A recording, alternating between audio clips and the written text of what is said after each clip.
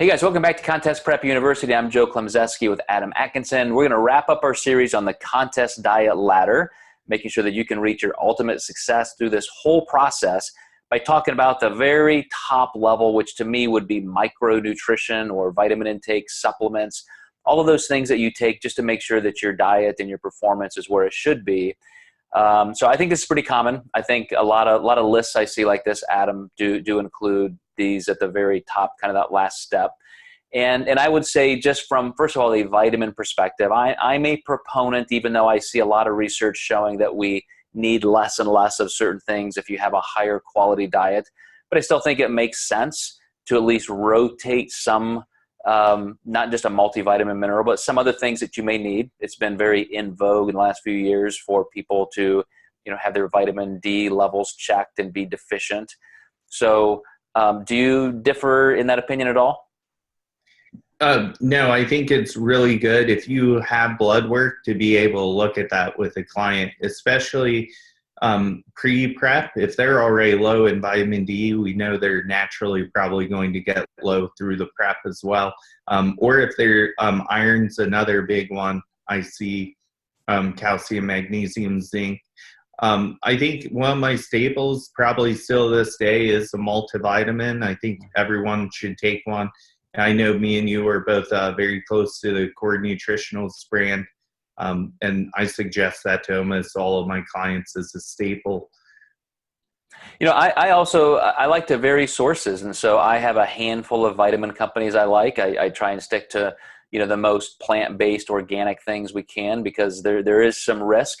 Vitamins are coming from plants which are close to the soil, and that's where we also get heavy metals. So a lot of people can end up testing high in arsenic and lead, and a lot of vitamin companies have been completely obliterated by random lab assays that show them to have massive toxicity in those things. So it is important that you have a company you can trust that has that kind of white paper lab assay work that you can reference on their site. But I take my vitamin supplementation a little bit less seriously than I might have 20 years ago, just because of all the research showing how too high of levels can hurt you. Vitamin C, great for immunity and being very anti-cancer, but higher levels can cause cancer. Vitamin E, great for heart health and reducing cardiac risk ratios, but too much vitamin E can increase your risk of stroke and heart disease. So, this is where I like to not only vary my sources, but I don't necessarily take them every day. I'll say, I took my vitamins for a couple of days in a row. I'll take a day or two off, let those receptor sites kind of wash out and re-regulate. But let's move into some of the other supplementation things, Adam, because you mentioned Core. We know Doug Miller, and I know First Form and all kinds of other credible companies put a lot of time and effort into creating what they think are effective, safe supplements. So how do you even approach this subject with clients?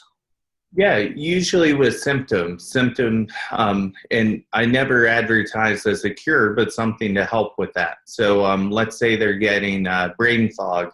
There's a phospholipid called phosphatidylserine that's in their core heart. And this has helped my clients' work performance just when they're getting tired and they're, just in a cloud while they're at work. And then ashwagandha has been a great adaptogen that a lot of my clients have used, and that just happens to be in the core heart as well. Sleep, just like our last rung of the ladder, can sometimes be impacted, funny enough, when you're hungry. So their ZZZ has been excellent for my clients that struggle with that. But I never try to sell them on that unless they present me with a problem and say this might help. And that, I think that's what's important, is making sure there's an issue to address. And, someone saying, well, I'm not sleeping well, that could mean a lot of different things where, well, maybe your bedroom temperature is too high, or maybe your partner snores, or your pets are up prancing around on the bed. I know that happens to us a lot. And, things like that. So making sure you're addressing, well, what can we do to make all of these things better? Mm-hmm. Absolutely. And one of the things that I like to do too is help people understand the anecdotal evidence can be valuable. So like you said, try something. And instead of trying 20 new supplements, try one thing at a time, see if you notice an effect. Do your homework, do some research, see if there are real studies. I just did a consultation for a supplement company that had unbelievably false claims on their label. And I said, I cannot endorse this. I mean, it's just wrong. And they sent me the studies. And I said, your study doesn't make any sense. You compared this to tap water. That's your study?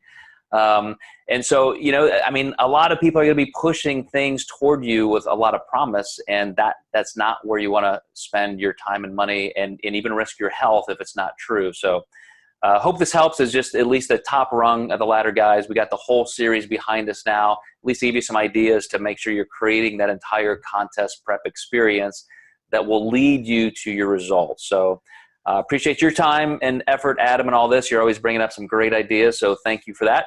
And we'll see you guys next time in Contest Prep University.